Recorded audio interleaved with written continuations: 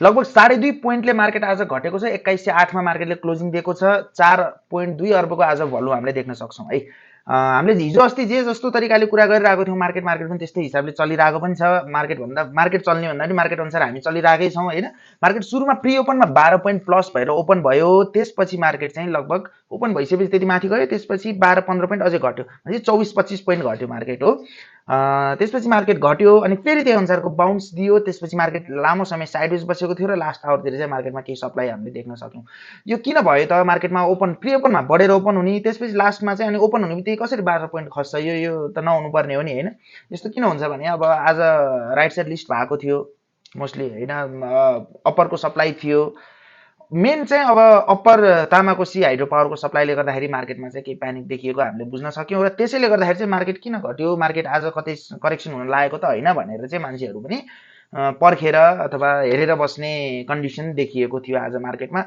तर पोजिसनहरू बनिसकेको थियो कतिपय स्टकमा, कतिपय सेक्टरहरुमा पोजिसनहरू आज पनि लिन सकिन्थ्यो। घटेको बेला बाई अपर्चुनिटी हामीले लिन्छौँ। यो टाइममा मार्केटले लगभग एउटा बढ्ने कन्फर्मेसन दिइसकेको हुनाले मार्केट जति पनि घट्छ बाई अपर्चुनिटी हामीले यो टाइममा चाहिँ लिनुपर्ने हुन्छ है।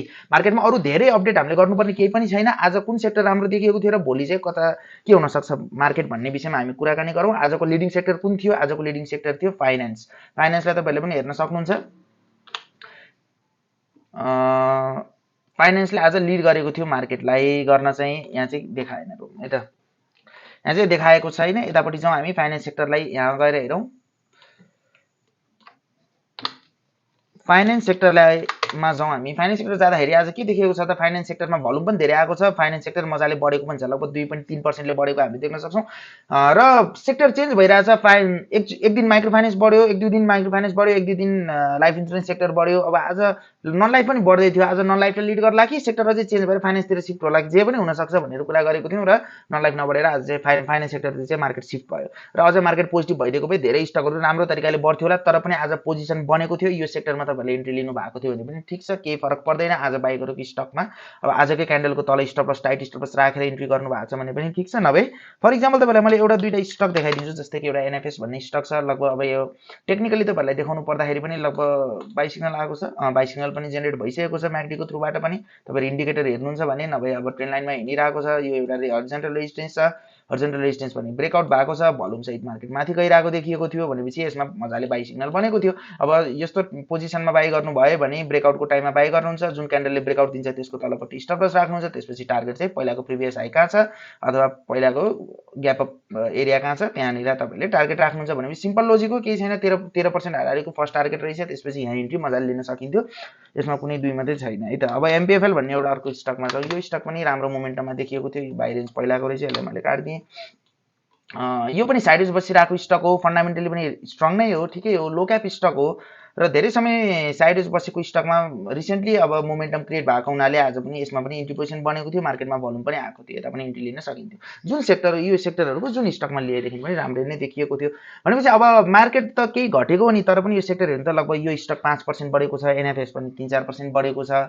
यसरी चाहिँ सेक्टरहरु आफ्नो लयमा हिँड्न चाहिँ सक्छ यस्तो टाइममा यस्तो मार्केटमा।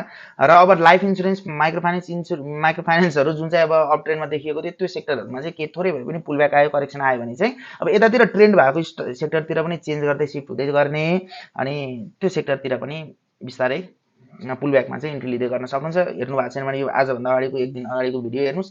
हामीले कसरी पोर्टफोलियो डाइभर्सिफिकेसन गर्ने, सेक्टरहरु कसरी चुज गर्ने भनेर पनि हिजोको भिडियोको लास्टतिर भनेको छौं। त्यो पनि बुझ्न सक्नुहुन्छ। च्यानललाई सब्स्क्राइब गर्नु भएको छैन भने गर्नु होला।